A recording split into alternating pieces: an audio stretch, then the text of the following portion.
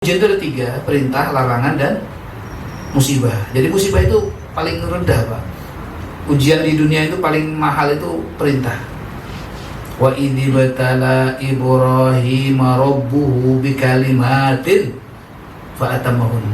Surat Al-Baqarah 124. Dan ingatlah ketika Nabi Ibrahim diuji oleh Allah dengan beberapa kalimat, yaitu perintah dan larangan. Jadi perintah dan larangan itu ujian yang terbesar.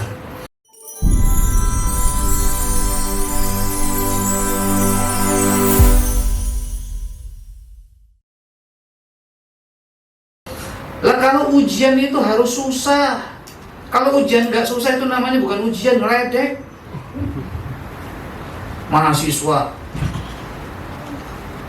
S2 dikasih soal SD 1 tambah 1, 2 tambah 2. Ini kayaknya salah ini. Enggak, itu benar. Oh, ngeledek. Betul nggak? Bukan ujian. Jadi ujian itu harus susah. Dan yang kedua, ujian itu harus mungkin. Kalau tidak mungkin bukan ujian namanya. Namanya ngeledek juga. Ya kan? Anak SD dikasih ujian soal S1. Wah, sinus, pilek, kosinus. Wah. 1 tambah 1 kok kosinus gitu ya. Wah, ini sinus, ini bapak saya sinus semua gitu. Ya nggak mungkin. Jadi ujian itu harus punya dua karakter. Karakter pertama harus menantang sulit. Karakter kedua harus bisa. Mana ada orang Islam yang nggak bisa sholat subuh cuma 2 rakaat? Betul nggak? Tapi tantangannya gelap-gelap, ya, jam 4 subuh. Wah, Spanyol 6:30 Pak baru subuh. 6:30 baru subuh. Ya Allah. Jam 6 baru itu masih tahajud jam 6 pagi. Mantep. Tahajud jam berapa? Jam 6 ini, Pak. Jam 6 kok tahajud ya. Mataharinya setengah 9 baru muncul. Jam 8 setengah 9. Nah, Bapak-bapak hadirin dimuliakan Allah Subhanahu wa taala. Maka jam 4 lewat dikit sudah subuh. Ya kan? Ujian enggak? Ada tantangannya, tapi bisa 2 rakaat. Gitu. Zuhur kalau 2 rakaat terlalu ringan. Kurang menantang, 4 rakaat. Qobliyahnya boleh 4, ba'diyahnya boleh 4. 12. Bisa enggak? Cil gitu ya. Tapi banyak juga yang nggak bisa, Pak, itu ya. Nah, gitu. Nah, inilah namanya ujian. Jadi yang namanya ujian harus menantang. Kok hidup ini kok banyak tantangannya? Nah, yang namanya ujian kalau nggak menantang itu bukan ujian. Tapi emang faedahnya apa sih kalau ikut ujian? Kalau ikut ujian itu pasti naik kelas, dan naik kelas itu punya pangkat.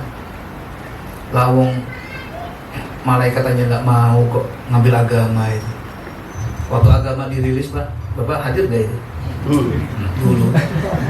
Agama tuh dirilis pas Nabi Adam sudah diciptakan, ya. Agama baru dirilis. Siapa yang mau ikut agama? Malaikat melihat, wah, boleh nih jadi khalifah. Khalifah itu 2, pemimpin juga penguasa. Artinya kenapa? Kita nih di dunia nih apa aja boleh kita makan. Apalagi orang Indonesia, selama nggak mati dimakan. Jeroan manapun dimakan, selama nggak mati. Bambu makan gatel sakit nggak boleh. Rebungnya dimakan bisa, panganan. Wah, itu. Oh boy, kalau bisa dimakan. Nah, itu kenapa? Khalifah. Malaikat mikir, boleh nih. Boleh. Binatang lagi lari asik-asikan halal, tak sembelih, panganan dimakan semua itu ya. Kuda dinaiki, sapi diperah susunya, dan tidak ada yang protes. Nggak ada kuda nih gantian nih, kali-kali gue naikin nih, nggak ada. Langsung Allah mengatakan wa dzallalnaha lahum, kami hinakan binatang ternak lahum agar mereka bisa mengambil manfaat. Amin harakubuhum, maka di antara mereka ada yang ditunggangi. Amin hayakulun, ada yang dimakan. Kan gitu. Khalifah, malaikat anggut-anggutan, boleh. Yang kedua, agama itu menyembah Allah. Setiap hari kita menyembah Allah. tanpa melihatnya, mulai mikir. Kan malaikat kan sekarang kalau lagi nyembah Allah nggak ngelihat ya. Wah, bisa lalai kita nih. Itu dia. Akan itu udah lama, ya sudah terbiasa. Karena keturunan kita bilangin, kita kasih tahu gitu. Nggak apa-apa lah gitu. Begitu mau pakai poin ketiga, bisa surga, nggak bisa neraka.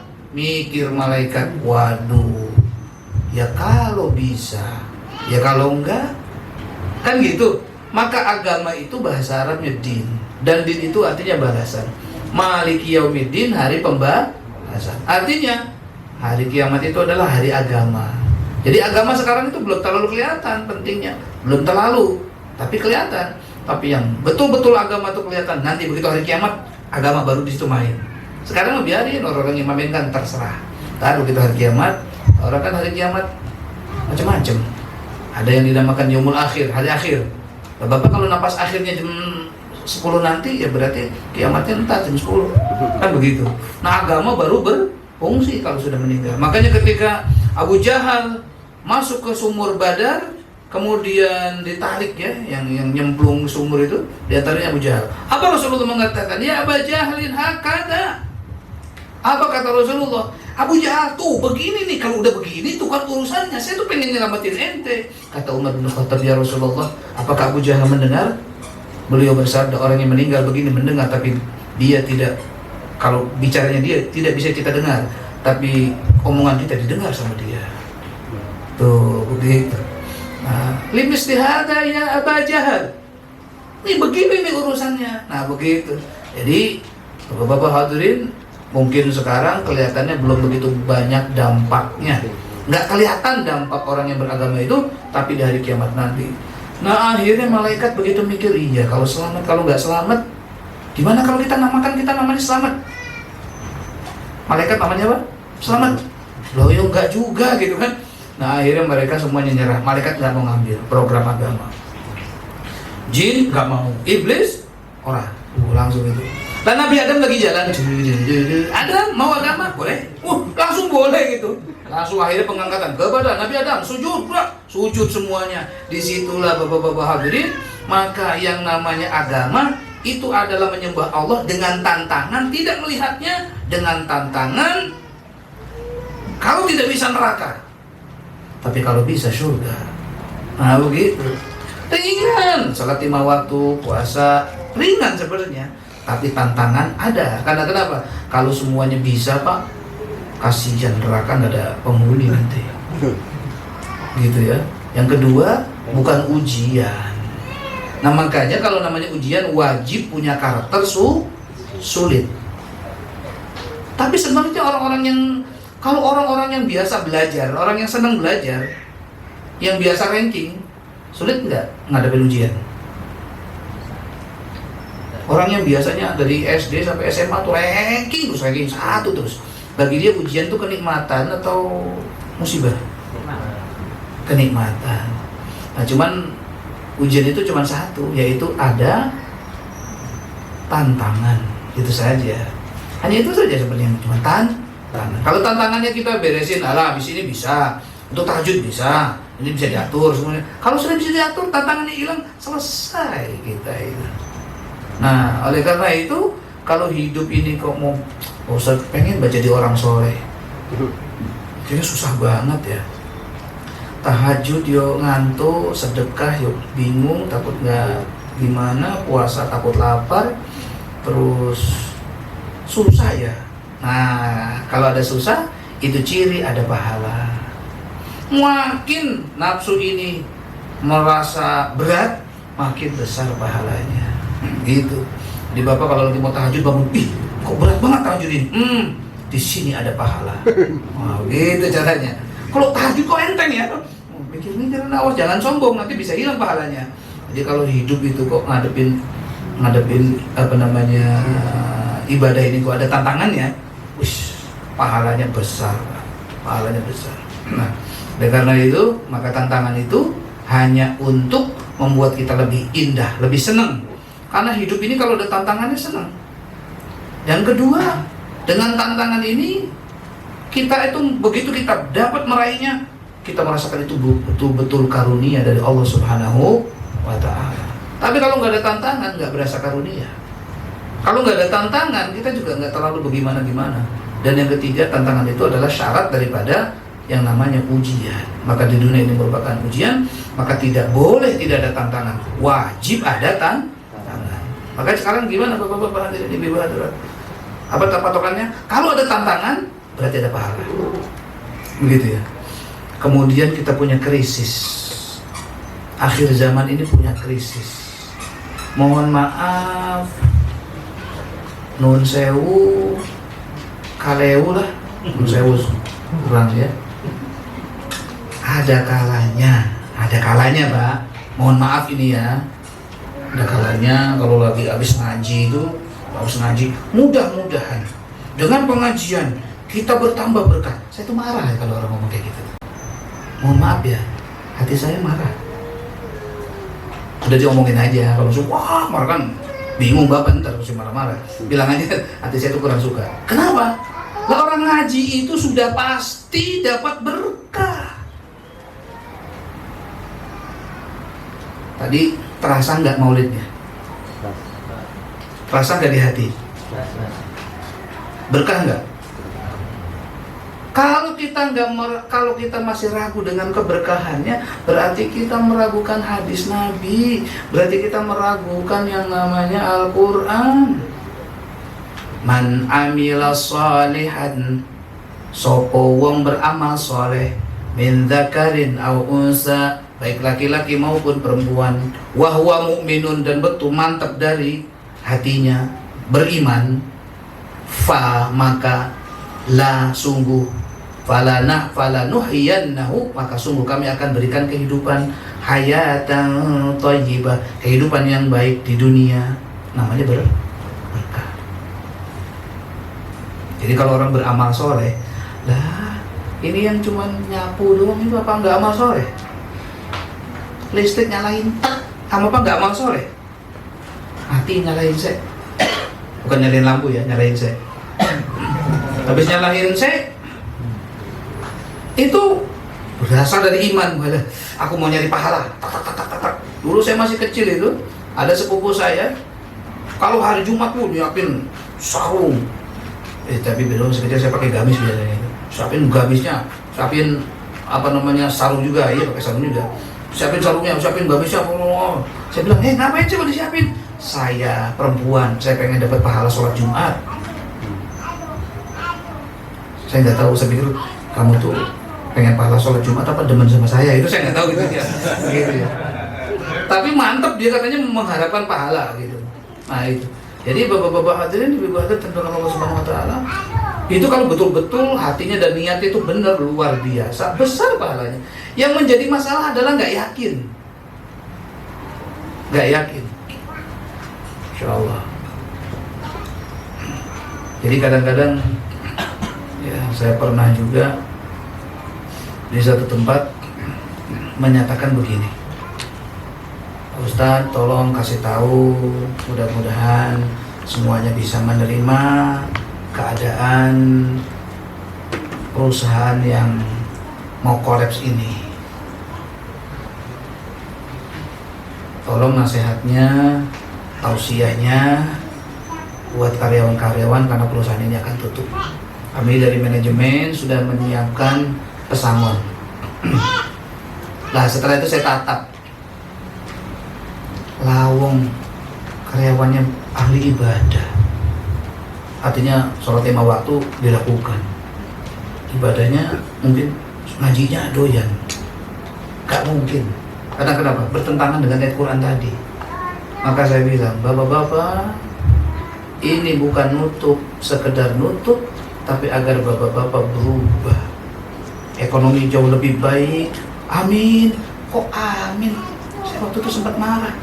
Nggak usah amin, harusnya tuh yes. Itu. Lah karena kenapa? Janji Allah kan pasti.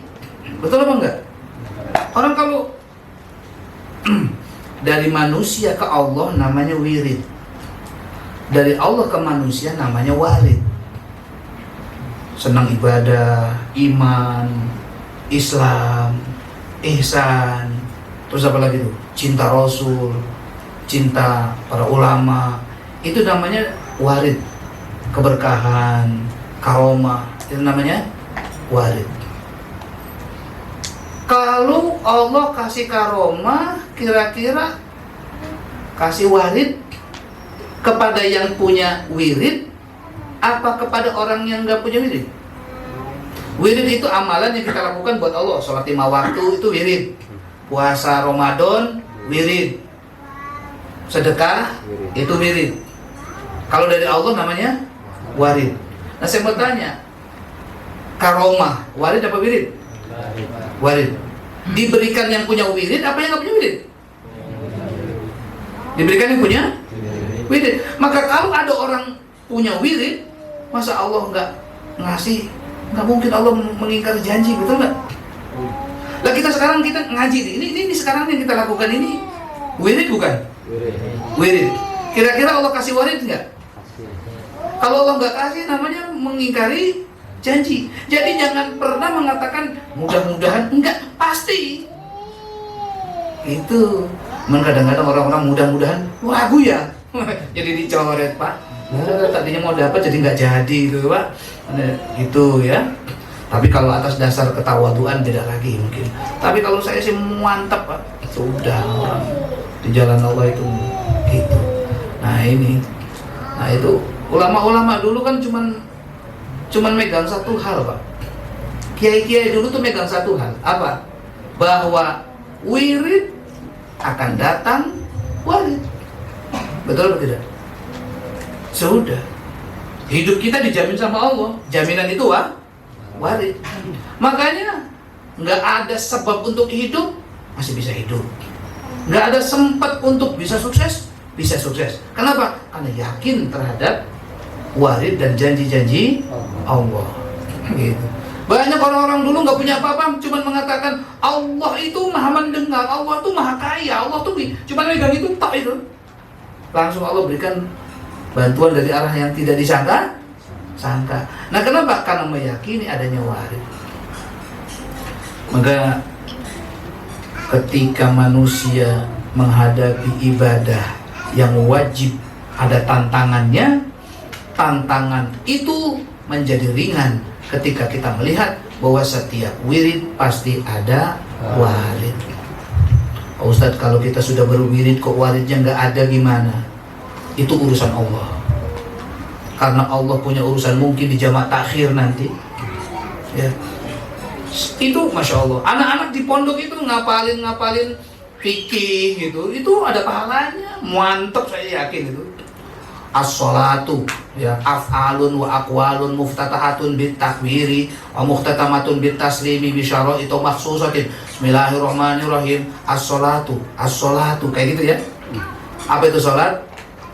Perkataan dan perbuatan yang diawali dengan takbir, yang diakhiri dengan salam. Ustaz, bukan diawali dengan niat, diawali dengan takbir.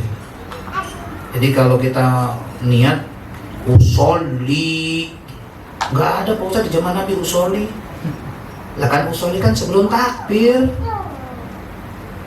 Ngopi sebelum takbir sah nggak? Allahu Akbar. Apalagi usolli jadi masalah, kan ngopi aja nggak masalah kok. Mau sholat nih, kopi. Baru mau pergi kan ngopi dulu. Langsung sholat gitu ya, nggak pakai usolli dia, tapi pakai ngopi. Membatalkan sholat nggak? Kalau pakai usolli membatalkan sholat nggak?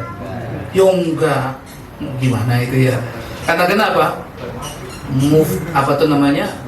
Dibuka dengan takbir wa mukhtatama bi taslim bisyara'id makhsusah. Nah itu ngapalin begitu toh itu. Wih, Allah catat, ntar dikasih berkah, Tapi di zaman akhir, masa anak kelas 1 SMP langsung dikasih rumah, dikasih apa, ya nanti mabuk, dia nggak akan ngaji lagi. Ntar kalau dia berkeluarga, baru diberikan kemudahan-kemudahan. Padahal itu bayaran apa? Bayaran dulu dia ngapal waktu di pondok.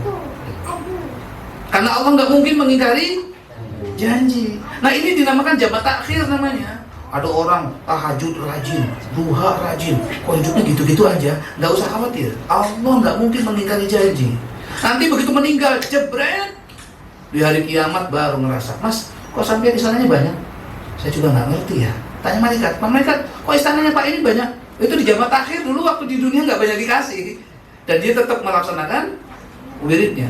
Makanya ada kalimat al-istiqamah khairun min alfi karomah. Jelas ya? Istiqomah itu penyebab karomah. Karomah itu dari istiqomah. Bapak istiqomah aja. Hadis jelas, Pak. Arba'in Nawawi hadis 38, wa ma yazalu 'abdi yataqarrabu ilayya bin nawafil hatta uhibbah. Dan terus hambaku melakukan yang sunnah sehingga aku mencintainya. Jika aku mencintainya, maka aku menjadi tangannya dan sebagainya. Dan itu hadis itu dinamakan dengan hadis tentang wali. Kan gitu.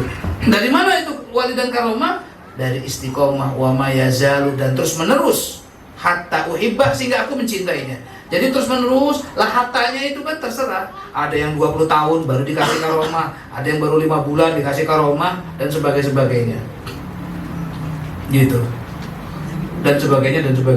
Tapi karomah itu hasil produksi daripada istiqomah.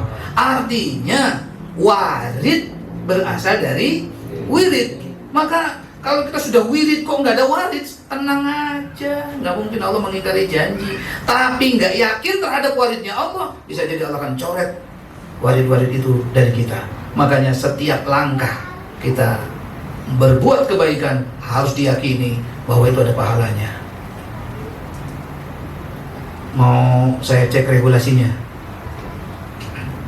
Mohon maaf ya, ini kesinggung banyak ini, nggak apa-apa. Jadi kalau ngaji itu, kalau bisa mudah-mudahan, nggak usah mudah-mudahan. Karena kenapa? Pasti. Alhamdulillah kita semua bisa hadir di sini. Alhamdulillahirobbilalamin. Yes. Itu karena kenapa? Karomah insya Allah dapat, barokah insya Allah dapat. Karena kenapa? Ini janji Allah dan Rasul deh. Kamu kenapa mau haji? Mugi-mugi wae. Lah kok mugi-mugi? Janji Rasul tuh pasti kok pakai mugi.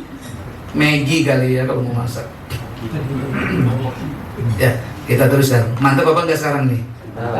Oh, udah besok nggak datang tak lihat ini. Mantap besok nggak datang gitu. Ngapa? Loyo ya nggak jelas itu. Ya. Kita teruskan lagi. Sampai mana tadi itu? Wirid dengan warid. Jadi udah istiqomah kok terserah. Nah ini kisah siapa namanya, Syekh Sulaiman Al-Jazuli. Itu juga membuat Dalailul Khairat itu kan kisahnya gara-gara melihat cah cilik memiliki karomah. Lagi mau wudhu, kok nggak ada ember, nggak ada cidukan, mau ngambil air gitu kan. Di satu kampung yang bukan kampungnya Syekh Jazuli. Syekh Jazuli itu dari selatan. Kuburannya, makamnya ada di utara. Jadi beliau berdakwahnya ke utara. Ya, daerah Marrakesh. Nah,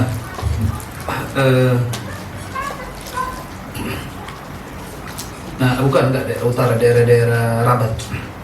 Nah, Syekh Jazuli itu dari selatan ke utara itu pengen sholat, ketemu musola, tapi kok ini nggak ada gayung, nggak ada ember, mau wudhu gitu. Melihat anak kecil lagi main di tanah, main perempuan berarti ya. Ini ember di mana? Oh, Bapak mau wudhu toh? Ya, udah. Dipegang sumur sama cah cilik itu, Indo itu. Langsung Allahumma sholli ala sayyidina Muhammad wa ala alihi wasallam. Ditiup naik lah air tuh. Gitu. Monggo, Pak. Langsung saya Jazuli, lah. Wah, ini kecah cilik punya karomah ini. Dia lagi main gitu. Oh, udah wudhu selesai, sholat lah. Mungkin sholat sunnah ya. Sholat selesai, ditanya. Nah, kamu siapa? Enggak, Bapak kan mau wudhu toh? Iya. Sudah. Ya sudah, jangan nanya siapa. Tujuannya wudhu kan? Iya, sudah selesai. Enggak, kamu tuh siapa? Dibalikin, lah kamu siapa? Saya Syekh Jazuli. Wah, ulama besar ini. Iya, saya enggak, kamu tuh ngistiqomahin apaan? Tuh, ngamalin apaan? Enggak. Jawabannya apa? Aku jarang ngelepas salawat. Si cacil itu, ya walaupun masih kecil udah, kalau orang nggak ada dosanya. Bapak sekarang istiqomah kok, usah cek kok nggak dapat keramat-keramat, bos tua. Ya, dosanya akeh. Nah jadi gitu. Jadi apa namanya, keramatnya ditunda dulu, dibersihin dulu dosanya, itu udah bersih baru dikasih. Tadi kan cah cilik belum gugosa, belum balik, belum apa gitu ya, mungkin langsung masuk gitu.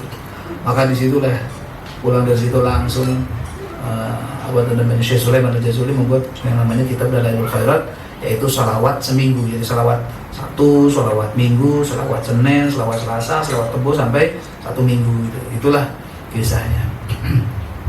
Jadi nggak ada orang yang namanya yang karomah itu tanpa istiqomah. Dan istiqomah itu ada tantangannya nggak? Kok ada tantangan, kenapa? Karena ujian.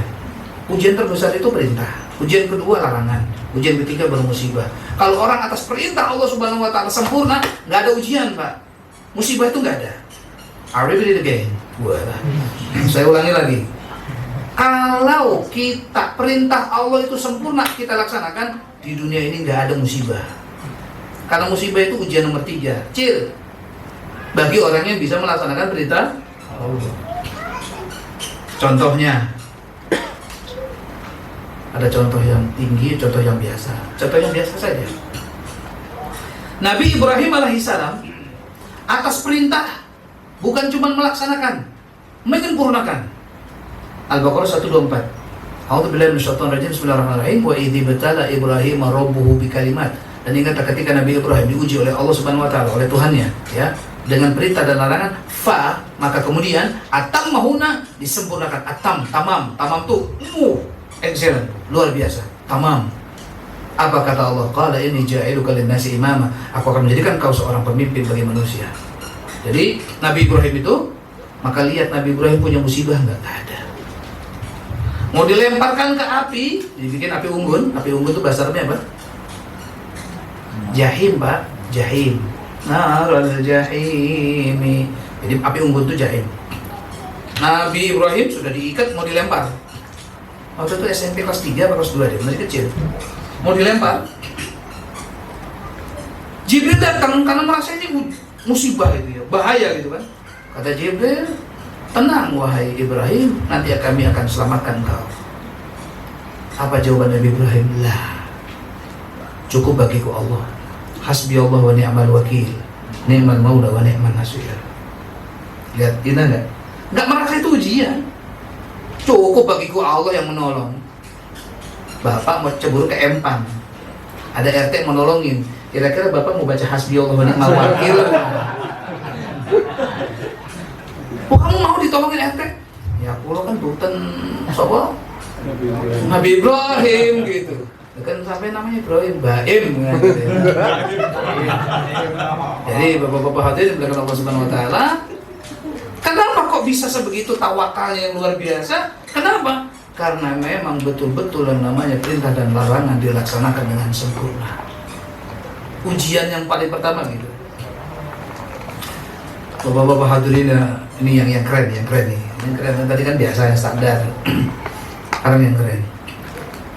Nabi kita Muhammad SAW, tatkala para sahabat sudah hijrah ke Madinah, beliau di Mekah sudah melihat kok Mekah ini sudah sulit untuk menerima dakwah.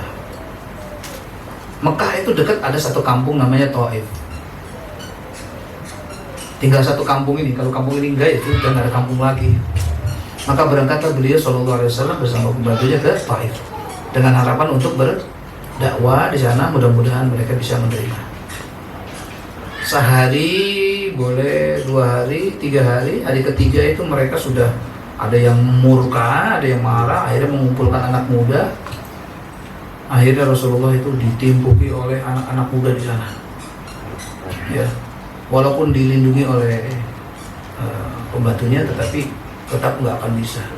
Sampai-sampai Rasulullah itu harus mengusap matanya untuk melihat jalan. Kenapa? Karena cucuran darah yang luar biasa. Kalau nggak begini terus Rasulullah nggak lihat jalan.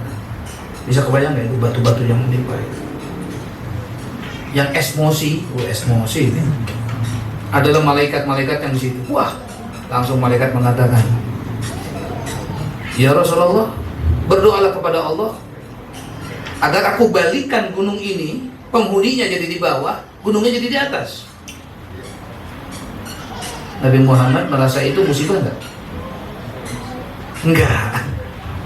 Malah berdoa, ya Allah, kalaulah engkau memerintahkan aku untuk berangkat ke kota yang lebih jauh lagi dan aku mendapatkan hal yang sama, atau ke kampung yang dekat dan aku mendapatkan hal yang sama, tidak masalah bagiku selama engkau tidak murka dan marah kepadaku, ya Allah. Indah gak jawabannya? Jadi bapak-bapak nih,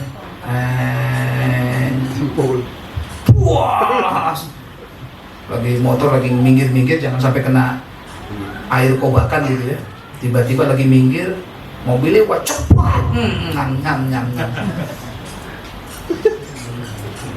Itu marah gak Pak?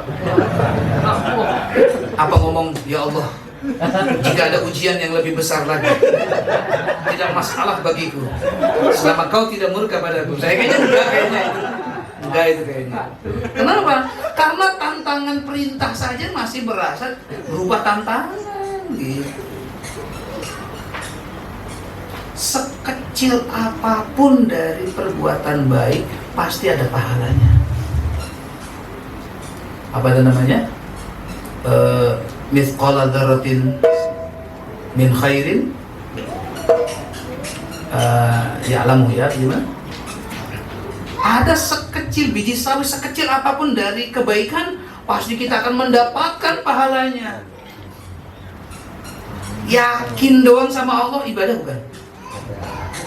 Nah, kalau yakin ibadah, kalau ragu kepada Allah, hello, assalamualaikum. Kalau yakin terhadap Allah, gimana? Pahala, balikin. Ragu terhadap Allah, ngeremehin Allah. Bapak atasan, bawahan bapak, pas saya nggak yakin sama bapak, kesel nggak? Oh, sama Allah nggak yakin. Oke, selanjutnya biar mantap ini. Yang namanya tantangan itu ya gitu, nggak jadi masalah tantangan. Pak, Bu, manut karo guru, barokah pora, barokah nggak? Barokah. Manut tok barokah. Saya cuma manut ya kata Pak Yai, katanya sebaik santriku yang mau mengajarkan Islam, mengajarkan Quran di kampung atau di mana, walaupun 2 orang. Udah, santri saya 2 orang 3 tahun, yang nggak kuat gurunya. Pak Ustadz, santri nggak nambah-nambah, ngomongin makanan. Ya sudah, yang disuruhnya 2. Pak Kiai bilang juga, kalau sungguh-sungguh nggak sampai 5 tahun Allah akan berikan. Udah, belum 5 tahun, baru 3 tahun. Santri 2 gitu. Sekarang tahun ke-6, sudah 150 lebih. 3 tahun ke 3 tahun kok bisa cepat begitu? Itu urusan Allah. Itu cuman manut karo guru, Pak. Manut karo guru. Lahan yang tadinya cuma 100 meter sekarang sudah 1.300 yang Cikarang. Belum Purwakarta, belum Subang. Bapak-bapak hati dimuliakan Allah Subhanahu wa taala, cuman apa? Manut karo guru. Piye kira-kira kalau manut karo Gusti Allah? Betul nggak? Lah iya. Manut karo hadis Nabi. Lah makanya kok ngaji begini nih, ada nggak nih hadisnya nih? Keutamanya ada nggak begini? Banyak nggak ngaji begini? Banyak nggak hadisnya? Ikan-ikan minta ampun buat kita, malaikat membentangkan sayapnya ridho dengan kita. Gitu. Saya di rumah itu, di kampung saya itu pengajian ibu-ibu dan pengajian bapak-bapak. Saya mau rubah nggak mau. Karena yang ngaji itu tua-tua. Saya bilang, ibu ganti ya pengajian nenek-nenek, nggak mau. Maunya ibu-ibu, padahal umurnya 60 ke atas ya nenek-nenek lah ya. Tapi maunya pengajian ibu. Ya, gitu. 5 bulan, 1 hilang, gitu. Nanti yang 1 tungguin lagi, gitu. Waiting list, gitu. besok hilang lagi gitu, tinggal innalillahi wa inna ilaihi raji'un. Kayak gitu doang pengajian ibu-ibu itu. Terus kan berarti kan ada orang-orang tua itu ya. Kebetulan di kampung saya dulu kakek saya yang berdakwah ke sana. Jadi ada yang ngaji sama kakek saya meninggal ngaji sama ayah saya gitu ya. Kalau saya masih hitungan anak-anak mereka, karena itu yang ngaji itu banyak kan teman ibu saya. Saya tanya, Bu, dulu waktu ngaji nurut sama guru, saya tanya, kalau udah tua itu kan terasa Pak, hidupnya udah benar-benar terasa ya. Orang udah cucunya udah punya anak, cucunya udah punya cucu, terasa nggak kira-kira? Terasa. Saya tanya, manut karo guru berkapora, saya bilang itu. Purkah tenan Pak Ustaz, purkah nih tenan, mau gitu. Lah apa? Cuman bisa baca Quran, tajwid, baca ya tahlil maulid, gitu-gitu toh itu. Tapi luar biasa anak-anak kami Pak Ustaz begini. Saya juga buka pengajian sana, buka pengajian sini, ilmunya nggak seberapa, tapi cuman ilmu itu dimanfaatkan dan sebagainya, barokahnya luar biasa. Saya tanya balik, lah kalau manut karo Gusti Allah piye? Loh, manutnya gimana? Ngaji. Betul nggak? Sholat. Lah yang kita lakukan kan begitu semua. Maka jangan pernah ragu terhadap janji Allah, dan jangan pernah nanti kalau sudah masuk bab itu di hati kita, wes sudah sakarepe dhewe ngomong datang. Nah inilah bapak-bapak hadirin yang merupakan sebuah krisis yang terjadi di kebanyakan umat Islam. Sama janji Allah, sama janji Rasul, kok masih terosok ragu. Itu aja sebenarnya. Kalau yakin sudah, padahal ana indadhanni 'abdi bi. Apa kata Allah? Aku mengikuti prasangkaan hambaku. Kalau hambaku yakin aku bisa, aku langsung Pak. Gitu. Coba aja, dicoba gitu. Jadi orang-orang yang sakarepe dhewe mulut ngomong nanti akan gini terus ada itu cuman karena manut betul-betul mantep terhadap ajaran itu, terhadap cuman Fatihah saja itu orang kalau mantep. Hebat nggak Pak? Zaman dulu orang Fatihah doang bisa terbang, saya bisa Pak. Fatihah ambil handphone Traveloka, wah udah terbang gitu saya. Jadi bapak-bapak hadirin yang dimuliakan Allah Subhanahu Wa Taala, ini contoh kecil ya, contoh kecil. Waktu di Mekah ini jamaah datang, Ustaz, ya, si engkong hilang, ya nggak apa-apa, Ustaz, si engkong tetangga saya hilang, ya si engkong hilang masih ada ubi, ada singkong ada ubi. Ustaz guyon wae iki tenan iki. Ya wis. Tadi kau bawa acara nih ngaji, yo ngaji. Gak usah nyari, gak usah. Ngaji Pak. Ngaji. Baca absen. Bapak anu. Ada bapak-bapak dua nggak hadir. Nah, ini bapak dua nggak hadir kemana? Nyari singkong Pak Ustaz. Saya begini. Itu dua orang itu di Indonesia jarang sholat ya. Ya kok Pak Ustaz tahu? Cirinya nggak berani dengan doa. Nggak mantap dengan doa. Sudah ngaji selesai, semua baca Al-Fatihah, engkong ketemu. Udah turun dari hotel, ketemu si engkong. Oh saat itu engkong, tenang, yakin sama Allah, ntar ketemu di situ. Nanti kan lagi kopiahan, ntar sudah. Ya bos, tenang. Nyari orang satu sendirian, jutaan orang susah. Fatihah selesai, Allah yang nyariin. Rampung nggak? Tapi kalau nggak yakin dengan Fatihah, Pak, Al-Fatihah, iya ora. Nah, mantep gitu. Udah, sholat, mbak Qobliyah. Assalamualaikum, saya tepat. Kong sehat. Jangan pakai nangis, tenang. Ya, bapak-bapak lihat nih, saya mau nanya, diem bapak-bapak diem. Kong. Lihat ya, saya yakin udah makan siang. Kong udah makan siang, udah tuh. Dari mana ada yang ngasih? KFC tuh. Kong nangis puyeng gitu ya, siang-siang gitu ada yang nangis. Ngasih. Duit punya. Ada berapa? 100 real. Dari mana? Ada yang ngasih tuh. Bapak nggak hilang, nggak punya apa-apa. Ini hilang nih. Mekah. Yakin gitu. Akhirnya jam 8:30 malam tuh yang nyari dari zuhur Pak. Baru pulang Pak Ustaz, nggak ketemu. Sopoy nggak ketemu. Itu singkong. Alah. Manggane Pak. baca Fatihah, minta pada Allah. Nah yang kayak gini orang banyak yang nggak yakin. Itu aja itu krisisnya zaman sekarang tuh itu. Aku pusing mikir gimana ya ekonomi, gitu kan. Lah yang jamin ekonomi kan Allah. Betul nggak? Jujur-jujur aja kadang-kadang owner itu mikirin gaji karyawan gimana Pak Ustaz. Gak usah dipikirin Allah yang jamin. Ya tapi kan manusia harus berusaha. Sebenarnya mah pengen nama baiknya tidak buruk gitu. Betul nggak? Nggak buruk gitu. Kalau yang enak apa? Ya kita ini cuma bekerja. Rezeki itu Allah yang ngatur. Suatu hari naik ya alhamdulillah, suatu turun ya terserah. Jangan salahin saya, karena memang semua itu Allah yang mutus. Lah apa orang-orang kayak gitu tuh hadir Pak. Suatu hari saya mampir ke sepupu pesantren di Keranggan, Pondok Gede. Bu itu kang masak itu nanya, Pak Ustadz, iya. Lah ini santri 100 makan pakai apa? Ya nasi, beras semeter aja nggak ada, gimana? Terus kata teman saya apa? Tar jam 11, itu jam 10 itu. Tar jam 11, saya lagi ngobrol. Dia nanya, jam 11 siapa yang datang?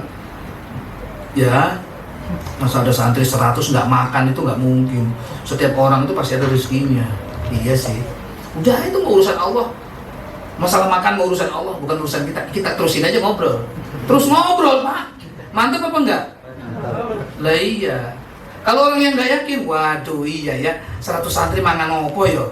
Pusing, keliling, nggak bertawakal pada Allah, nggak yakin pada Allah, pusing sendiri, stres sendiri. Kalau itu kan enak. Sama-sama urusan ya. Wes, terusan kita ngobrol. Ngobrol santai. Jam 11 ada yang datang. Pak, Assalamualaikum. Waalaikumsalam. Nerima beras nggak Pak pondok ini? Oh nerima, gitu kan gitu ya. Enggak Pak, saya mau cerita dulu. Monggo cerita gimana? Saya itu donatur pesantren anu yang sebelah sana. Nah terus, kok malah kesini? Sampai sana nggak disambut. Pintu gerbang udah tidit-tidit nggak mau dibukain. Suruh saya sendiri yang buka, udah saya mau bawa ini aja harusnya disyukuri gitu. Saya buat saya, gitu. Panitia dari pondok nggak nyambut gitu. Masa saya yang datang, saya yang bopong-bopong, ya emosi juga. Nah, terus akhirnya pas keluar saya tanya, katanya ada pesantren di sini. Terima Pak, terima. Karena nanti saya ngomong sama yang punya bahwa di sini gitu. Oh iya, beras datang ibu bakul. Nah, ngapain bawa bakul? Mana berapa karung? Ada 5 karung. Ada 5 karung pakai bakul. Udah 5 karung. Si Mbok mah nggak tahu gitu. Nah ini cakep-cakep berasnya. Dari mana ini? Yang ngomong oleh Allah itu mah. Bapak-bapak hadirin dimuliakan Allah Subhanahu wa taala, maka suasana orang mukmin muslim itu kayak gini harusnya. Perang Badar 313 melawan 1000. Yang menang muslim. Karena yakin. Akhirnya karena yakin apa? Diturunkan 1000 malaikat. Jadi yang perang sebenarnya malaikat 1000 musuh, 313 muslim. Allah turunkan 1000 malaikat. Malaikat kan dibunuh, loh kan kamu gak mati? Oh malaikat. Oh iya ya, loh kok iya. Nah gitu ya.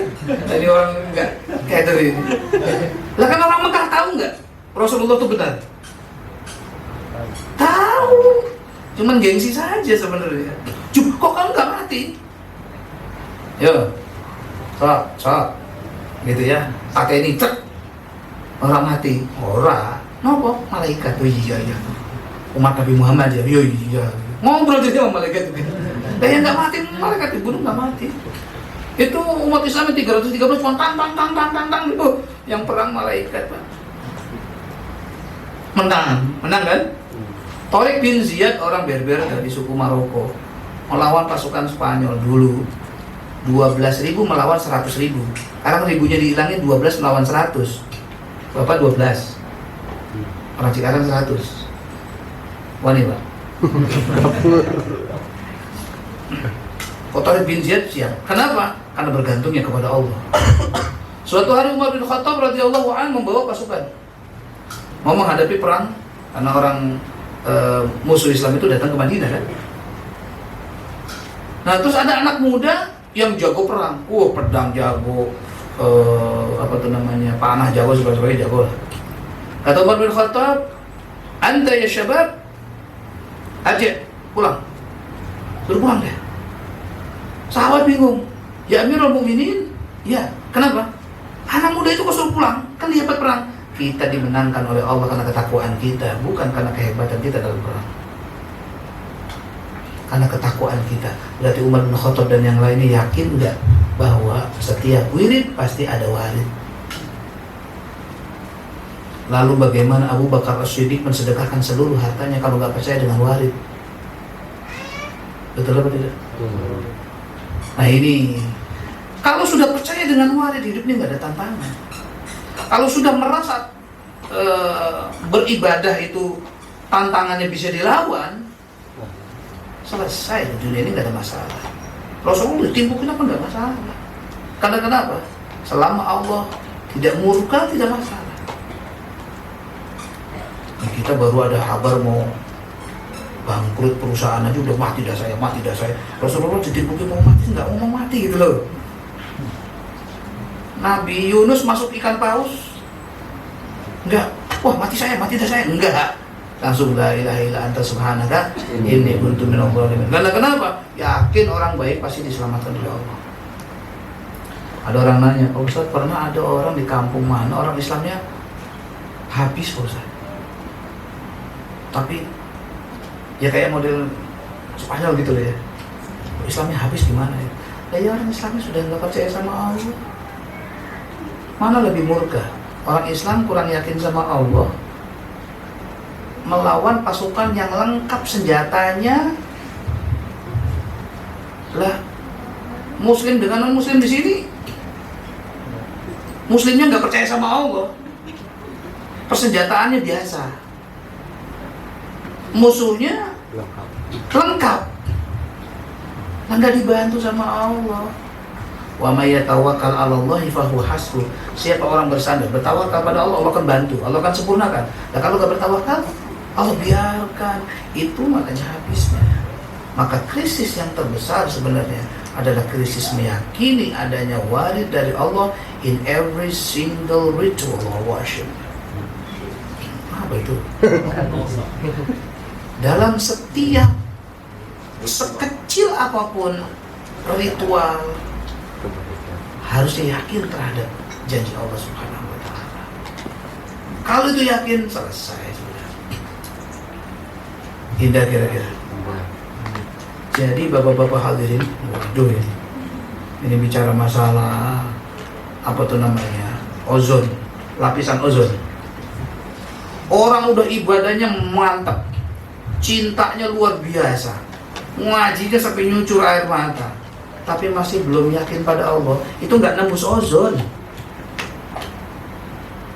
Kalau yakin pada Allah Subhanahu wa Ta'ala, ilmunya sithik, ilmunya dikit, tapi dia mantep bahwa bisa tembus, Pak. Bisa tembus ozon ini. Nanti di ozon itu, ini ceritanya ozon ini ya. Nah disitulah berjumpa dengan orang-orang soleh, berjumpa dengan mudah-mudahan para wali dan sebagainya. Karena kenapa? Karena kalau kita lihat orang mukmin, yaitu orang yang, siapa orang muslim? Orang muslim itu yang ibadahnya atau rukun Islamnya dilaksanakan. Siapa orang mukmin? Ajaban li amril mukmin, sungguh menakjubkan keadaan orang mukmin. Inna amrahu kullahu lahu khair. Urusannya semuanya baik. Apabila dikasih musibah, sabar. Dikasih nikmat, syukur. Baik gak dia? Itu mukmin. Kalau orang mukmin yang sebenarnya alias muhsin, apa cirinya? Bukan syukur, sabar, tapi apa cirinya? Tawakal dan cinta kepada Allah. Innamal mu'minuna alladzina idza dzukirallah wajilat qulubuhum wa idza tuliyat 'alaihim ayatuhu zadatuhum imana. Yang terakhirnya wa 'ala rabbihim yatawakkalun, bersandar kepada Allah, yakin terhadap janji-janji Allah, maka itu masuk kategorinya muhsinin. Jadi ozon yang memisahkan antara mukmin dengan muhsin adalah yakinnya kepada Allah Subhanahu wa Ta'ala, dan itulah yang akan meringankan kita di dalam menghadapi kesulitan-kesulitan ibadah dan di dalam menghadapi kesulitan-kesulitan hidup kita. Nah, di belakang ada yang nanya, Pak Ustadz, ngomong kayaknya enteng ya. Saya takut lagi di sini mantep, sampai pulang nggak mantep. Karena kadang-kadang kalau lagi ngaji itu mantep ya. tenang. Bagaimana caranya? Di belakang ini ada yang nanya. Mau kasih amalan Pak Ustadz? Ada amalan, tapi dari Nabi ini. Ya. Mau ya? Oh. Tinggal diikutin aja. Sebenarnya ada di Quran terjemahan itu biasanya, tapi bukan yang dekat Quran terjemah yang biasa. Di belakang ada doa khatam Quran. Nah, di situ ada. Oke ya, mari kita ikuti saja. Bismillahirrahmanirrahim. Bismillahirrahmanirrahim. Allahumma qsim lana Allahumma qsim lana min khasyatika min khasyatika ma tahulu bihi ma tahulu bihi bainana wa baina ma'siyatik. bainana wa baina ma'siyatik. Ya Allah, Ya Allah, tanamkanlah di hati kami tanamkanlah di hati kami rasa takut padamu rasa takut padamu yang menghalangi yang menghalangi kami untuk maksiat, kami untuk maksiat, yang menghalangi kami yang menghalangi kami dari bermaksiat. dari bermaksiat. Wa minal yaqin Wa minal yaqin ma tuhawwinu bihi alaina ma tuhawwinu masaibad dunya. Dan berikanlah kepada hati kami ya Allah suatu keyakinan kemantapan yang memudahkan kami dalam mendapatkan rintangan hidup. Nah, ada ya yang belakangnya itulah. Amin amin ya rabbal alamin. Karena sudah ditutup doa, bingung ya. Ya, melihat jam aja. Karena udah mulai ada yang melihat jam. Berarti ini indikasi bahwa gitu. Tapi nanti intinya kita lihat, intinya hidup ini pasti ada tantangan karena hidup ini tempat ujian. Ibadah pasti ada tantangan karena perintah dan larangan merupakan ujian. Dan ujian wajib susah. Kalau tidak susah, ngeledek. Dan wajib bisa. Kalau tidak bisa pun itu namanya ngeledek. Maka ujian harus susah dan pasti di situ ada tantangan, tapi tantangan itu menjadi mudah ketika kita yakin bahwa di balik wirid ada warid. Yang kedua, kita mohon pada Allah diberikan sebuah keyakinan. Yang ketiga, keraguan disebabkan karena maksudnya kesulitan di dalam menghadapi ibadah karena kita kurang yakin ya terhadap janji-janji Allah Subhanahu wa taala. Semoga Allah Subhanahu wa taala tanamkan rasa yakin tadi kepada kita. Itulah yang dimiliki para ulama, itulah yang dimiliki para aulia, itulah yang dimiliki para orang-orang saleh, minan nabiyyin wasiddiqin wasyuhada wassalihin.